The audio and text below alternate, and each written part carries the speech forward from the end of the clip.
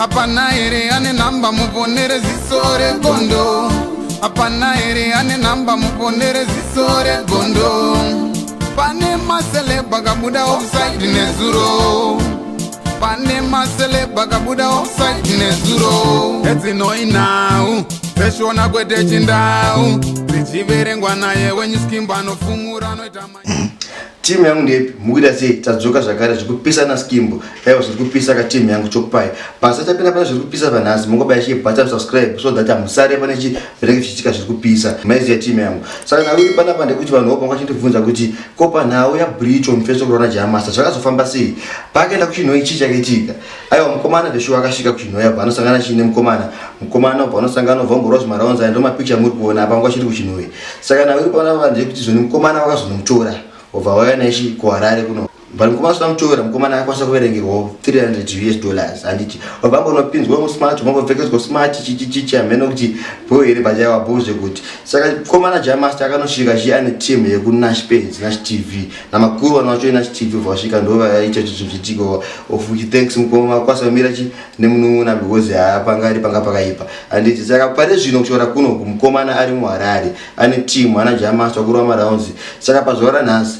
vachazonobudikira vakuvic force pamwe ndoko wacho vezvezone pane times indege dzinenge zvikwirwa idzi saka ndogenera zvechikuona Bricho mushure meunge yarohwa saka mamedicals ese akaitwa neNash TV saka kwangu nemapresenter ameno nemajournalist here saka ameno muchazokozvonawo mapepa nawo kuti zvikufamba sei saka ndonawo iripo timu yangu paupdate yenyaya yaBricho naJamasta pazvisinei mumbozara muchiona video of the week yatomboukanda yapa macomments enyu panhau ezvinhu zvikuitika zvinongwesa chi mucomment section. Keep on subscribing. Zviri kupisa na skim.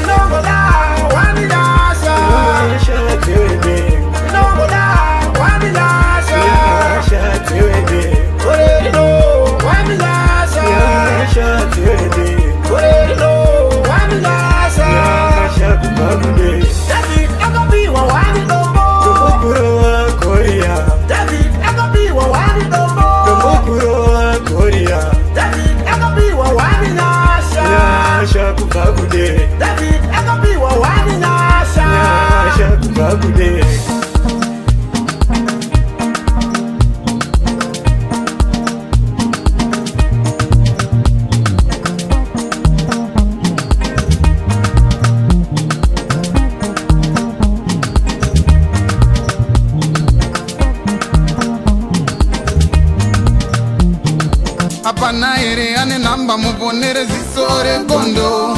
Apana ere ane namba muponere zisore gondo. Pane masele bagabuda offside nezuro. Pane masele bagabuda offside nezuro. Eti no inau peshona kwete chindau. Zichiverengwa naye wenye skimba no fumura no itama.